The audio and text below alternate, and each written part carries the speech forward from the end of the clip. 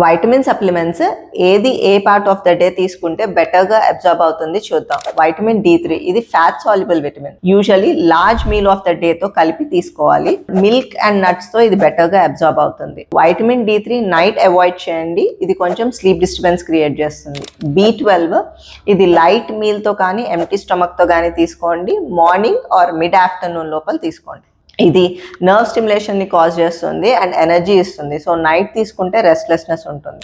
Vitamin C ఇది morning కానీ afternoon కానీ ఏదైనా మీల్ తర్వాత తీసుకోండి సో దట్ అసిడిటీ ఉండకుండా ఉంటుంది. ఐరన్ యూజువల్లీ మార్నింగ్ ఎంటీ స్టమక్తో తీసుకోవాలి. ఐరన్ని టీతో, మిల్క్తో, కాఫీతో, కాల్షియంతో కలిపి తీసుకోవద్దు, దీని అబ్జార్ప్షన్ని బ్లాక్ చేస్తాయి.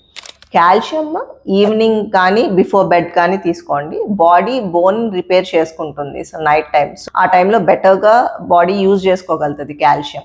మెగ్నీషియం నైట్ టైం తీసుకోండి బిఫోర్ స్లీప్.